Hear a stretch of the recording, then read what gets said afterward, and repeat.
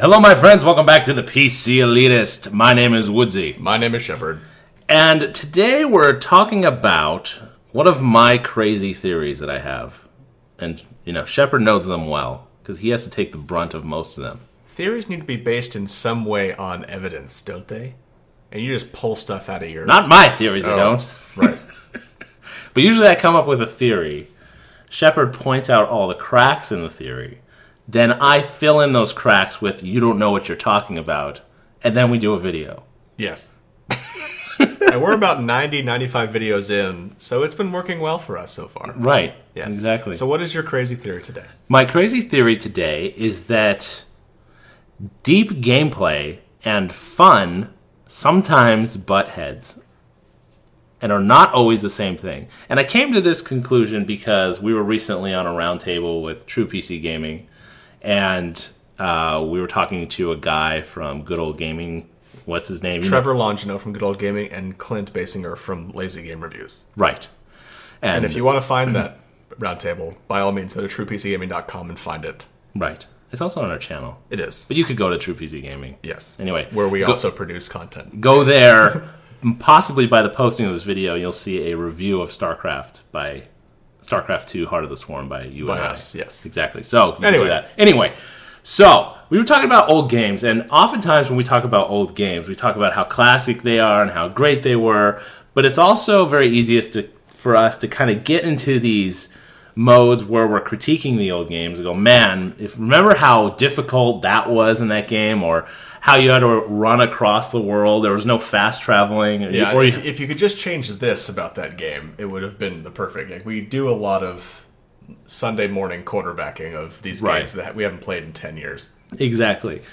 And then, so we'd say that about the classic games. Well, they were great, and I'll remember that as the best game, the deepest game of X, Y, and Z. It had its issues, but fast forward to today, how come no one's making games like that anymore? And after thinking about it for a few days, this particular subject... The only thing he thought about for a few days. Right, I sat in silence in my room, and people had to bring me sandwiches while I thought about it, was that maybe it's those mechanics that didn't seem that fun. Such as backtracking. Now, again, nothing we say here can't be overdone. Things can be overdone to a point where it's like, my God, what were you thinking? But backtracking is one of those things that people often use as a pejorative, like, oh, you have to backtrack a lot. And you go like, oh, and people, I don't want to have to backtrack. But backtracking often is one of those things in a game that make it feel like a real world, where you have to backtrack in your real life all the time. You have to go back to places you recognize. It allows you to learn the world that you're in. It also forces you to plan ahead better. So if you gather all these materials, like you gave an example earlier of System Shock 2, you gather these materials to go make something, you realize, oh, you forgot this map. You got to go back and get it. Hopefully going forward you learn to be a little more thorough and thoughtful. Right. And not that you want to completely negate the need to ever backtrack, but at least it teaches you something. It also breeds familiarity. Well, I think we kind of, when we had our little pre-discussion, one day we'll record those, and that'll really throw people Most of our videos are those. That's true. That's why they're so sloppy. But it's a feeling of being accommodated as a gamer. When you feel like, as you go through the game is constantly accommodating where you are, and, oh, you need this right now, so here... You probably didn't stock up on this thing, but don't worry, we have a whole stash of it up here. Right, when you a tank comes out in Crisis, and there just happens to be a whole box of missile launchers. That's right behind this rock in the middle of the beach. Okay, as much as I love Crisis, that was not the most immersive element. Mm-hmm. And who leaves this huge box of rocket launchers completely unattended? Not me. Yeah. Not stored in a cool, dry place. I mean, come on. Exactly. So it's that type of thing that we might think the game didn't accommodate us in this way. So therefore, that was a non-fun element. And man, if they just made that area, got rid of that area, then the game would have been better. But you're creating a more shallow game when you eliminate those things. So there are when you eliminate inconveniences. Exactly. Depending on your definition of inconvenience. Well, there's a lot of ways to define it. True. But I think the best way for the purposes of our viewers is to give concrete examples of things we're talking about. In games we've played, something that may seem like a chore, but to remove it would have affected the game detrimentally. Right. Well, we had a few examples. And actually a lot of the examples that came up is because Shepard is always on the march looking for that deeper stealth action game. I brought up Stalker.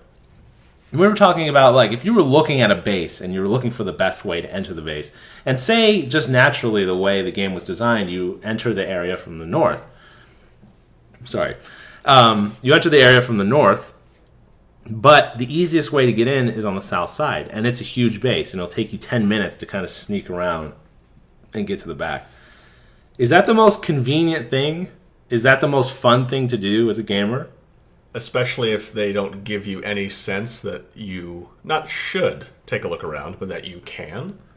Yeah. I think that it's important to note that it's not... That would seem like a chore, certainly, right, to walk around for 10 minutes on the off chance there may or may not be a secret entrance. Right. The game would change completely if they said in the loading screen going into that area, bases sometimes have secret doors nowhere near their main entrance. Right. That would pretty much ruin it. And and those are the kinds of things we often, years later, rail against. Like, man, that was a great game, but you know what? They didn't explain anything to you. Well, you know what? That might have been why it was such a great game in the first place. Because of that discovery. I need to figure this place out. You made a great point where when you give people rules, they don't think outside of those rules. You say, you could do X, Y, and Z in this game. Well, you didn't say I could or couldn't do this other thing. V. Yeah. No, a lot of people they fear into conformity, where even if a potential action isn't addressed by the rules, right, they say, oh, there are rules, therefore there are things you should or shouldn't do or can or can't do. There are some people who say, well, it's not, it's kind of people who say, well, you know what, in Monopoly, the rules don't say you can't rob the bank. Right. And there are people who say, no, well, the rules don't address it, so no, you can't do that. It's a gray area. Yeah. But I think a lot of people do, especially younger or less sophisticated gamers. They would say, I wish that, not that they wouldn't say, I want more hand-holding, more accommodation. What they would say is, I don't think I should have to do 10 minutes of an unfun thing on the off chance it may turn into fun. Right. Yeah. But it all depends on if you like being challenged in a game. Yeah. Well, I mean, there's challenge, and then there's what we're talking about is what lends itself to be a deeper immersive gameplay experience. Mm-hmm. We're generally single player. Yeah, is what we're talking about. Because I could take StarCraft, which is a deep multiplayer game, but you do have to know all the rules. There can't be like, oh yeah, you could build over 200 food. You didn't know that?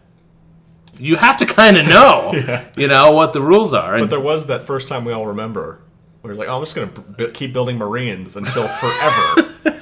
And you're so disappointed that oh, there's a limit. There's a limit. Darn it.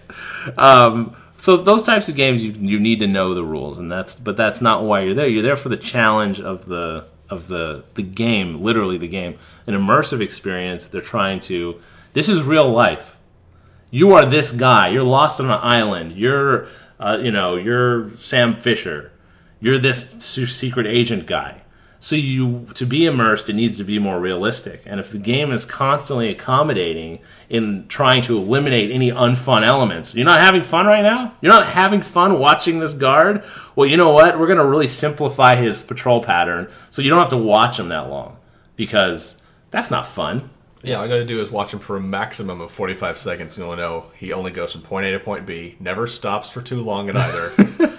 Right. And even random patrol routes. It's not totally random if he goes from one of 3 different places as opposed to one of 2. Mm-hmm. And I think, for example, on the topic of... I really think it comes down to there should be in games multiple ways to accomplish the same goal. But I think that each way should have its own pros and cons. And the example I'll give is of many games in the Hitman series. I haven't played the most recent one. The last one I played was Blood Money. And I played 1 and 2. And really what I gained from that is, sure, there is more than one way to kill a target in any given mission. Mm-hmm. Here's the problem. Be it you're playing Hacienda and you want to sneak all the way around back, so you wait for him to come out on the balcony so you can snipe him in the head. You want to sneak in and syringe and poison him. They try to go for the fun in the sense, there are multiple ways for you to kill someone. That makes this game makes it deep and makes it ups the replayability of it. But really, it didn't have that. I felt like the main problem with it was ultimately the way you killed them didn't. I'm really trying to say 6 different things in one sentence. I need to slow down. Here it is. There were no consequences for killing him one way versus the other. They had that whole thing of, your actions determine how difficult later missions are. Like if you're seen by 5 witnesses, they'll know what you look like, and the next mission, all the guards will be more suspicious of you. That didn't happen. Right. So what they said was, if you want to sneak in, kill him like you were never there, you poison him, maybe they think it was an accident. It didn't matter if I did that or if I killed every single person who was there and left, 2 survivors. Right. There were no differences in outcome for me playing these different ways, or even if I wanted to, for example, sneak all the way around, sneak past guards, get in there, poison him. I wasn't given any additional reward. The only satisfaction was, I wasn't seen by anyone. Right. But it was no different than me just going in guns blazing and killing everything. Right. Well, so I feel like it has to have that front end and the back end. You can't just make it so that I can play how I want to play, or I can have this satisfaction of, I did it the long way, I did it the hard way, I didn't take the road less traveled, the easy route. But no, it ended up not being fun because it wasn't functionally different, consequentially, than anything else I could have done. Right. I think another example that just came to my mind is PlanetSide 1 and 2. PlanetSide 2, in my opinion, is much better than PlanetSide 1. Why? Because it actually functions as a game. Okay? Because the airplay is fun, the shooting is fun, everything about it on the ground is great, and the engine is fantastic. The one place it doesn't have the depth of PlanetSide 1 is the actual macro strategies of how you take over bases, and a lattice system, and a resource system that functions in a strategic way. The PlanetSide 1, you had to, when you ran out of resources, you had to get in this little vehicle called the Ant, and you had to drive it to one of the warp gates, and the warp gates is where all the resources came from. You'd fill the Ant, and then you drive all the way back to the base and give the base resources out of the Ant. That was a frustrating thing to do, because that Ant did not move fast, and sometimes the base was far away, and sometimes you get killed en route because the other team knew you would be attempting to fill the base. There's a lot of unfun stuff going on there. Driving for long periods of time, getting killed when you don't want to. Yet, it had depth. And now that you've gotten rid of it in PlanetSide 2, you have PlanetSide 1 players all day long railing, saying there's not the depth of gameplay that was in PlanetSide 1. Because there's an attempt there to say, that element's not fun. Once we get rid of that non-fun element, it'll just be a better game, right? Wrong. You just made your game less deep because you got rid of these chores that make a deep game. If a game, okay, I guess this is it. If the game is too accommodating, it's not deep anymore because it can't be. You can't have a game that just flows, you're always having fun, and you're always having fun primarily as a result of convenience. You're never inconvenienced. Your fun is never interrupted. Right. And as you go, you're not having fun right now? We better fix that real quick. And that's why we don't have these deep experiences, and it doesn't help us to shoot ourselves in the foot at this point as we're adults and look back and go, remember all that backtracking you had to do in System Shock 2? That wasn't fun. We should make it more fun by reducing the backtracking in System Shock 2. Hold on a second. Backtracking was cool in System Shock 2 because you were on a ship, and you had to learn the ship, and it made sense that the ship didn't have every resource possible to you in the crew quarters that it would in the science sector. That makes sense. So those are these immersive elements that I think we have to eliminate this criteria of that isn't fun, therefore you should get rid of it, which is what forums do all day long. To a certain extent. I think that you have to look at what would be labeled unfun elements in their context of how they facilitate more fun. I think your point truly aren't fun. Right. I think some elements can truly be abysmal and you need to take them out. But by and large, you have to look at an element holistically. You can't look at it as a silo. You have to say, how does this affect other mechanics of the game? Right. I think what your point is extremely relevant, that it's okay to have a non-fun element if the payoff at the end is high. Mm-hmm. But sometimes, game developers kind of think, well, there's going to be not that many gamers who are going to want to risk that much unfun to get to that high return. But then you're just making a shallower game. I mean, almost by the verbiage we're using. And if you want a shallower game that is more consistently fun, that is perfectly fine. We're not saying that. But what we're saying is there are frequently, and this isn't a hard and fast rule, we're not saying there can never be an accommodating and deep game. We think it's incredibly hard to do, and we can't think of any examples of ones that we've played. By all means, if you have them, let us know. But what we're saying is there are often trade-offs. If you want to get it to be more realistic, like shooters, if you want shooters to be more realistic, they likely will be not less fun, but more cumbersome. Right. If, for example, you want a truly realistic reloading system, you'd have to open a support class. You'd have to open his backpack, pull out a clip, and then reload your gun. Like, if the more realism you get, the more immersion you want, it could be less fun. Right. We love games that are big, dumb fun.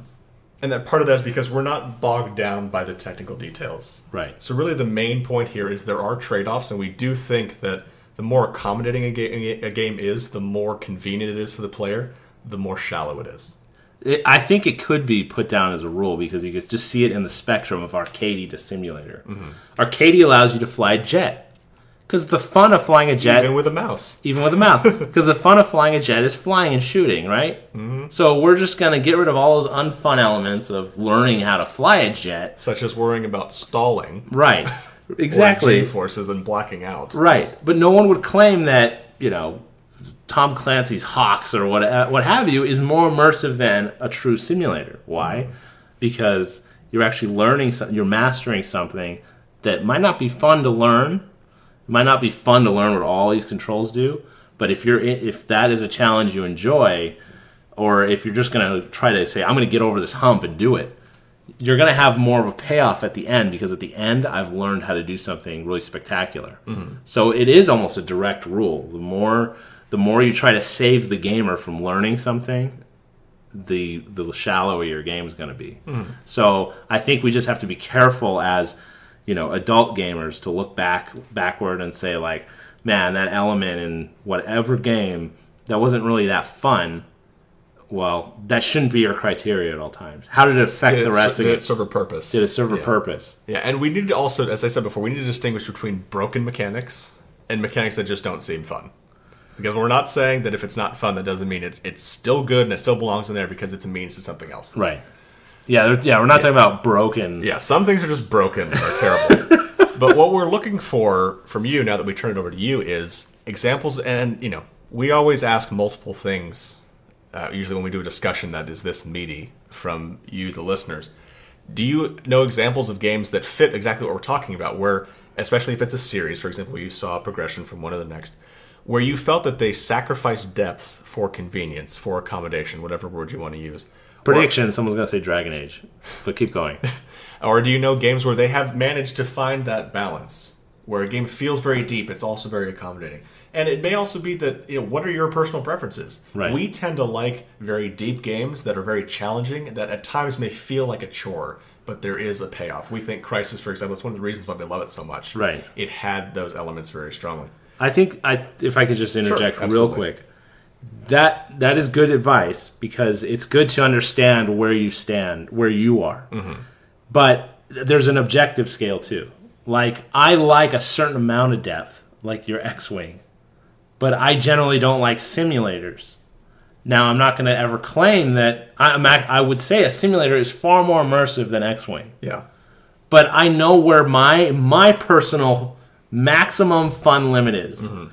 This is about, like, when we're judging a game, to say, like, that wasn't a good element. It wouldn't be fair to me to look at a simulator and say, all these buttons you have to press, that's not a good element. That ruins the game.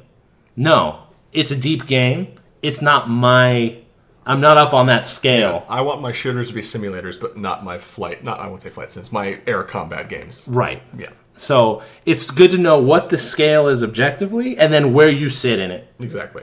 Okay. Good. I'm glad we established that. Yes. So we turn it over to you. We ask many questions. Where do you fit on that scale? What do you think of all that we've said here? Yeah. They don't like it. They don't like it. If you like the video, thumbs it up. If you are listening to us for the first time, or the second time, or third time, and you haven't subscribed, please do so. And remember, two things. One, if you have any questions or you have suggestions for discussions, anything like that, feel free to send us a message with those. Also, there is a content that we produce exclusively for TruePCGaming.com. If you want to check that out, please go there, TruePCGaming.com. Fantastic cast of characters. Truly a cast of characters, I may say. Who we've joined up to do video content over there. So go check that out. Go check them out. That's all for me. Good. My name is Woodsie. My name is Shepard. This is ThePCelitist signing out.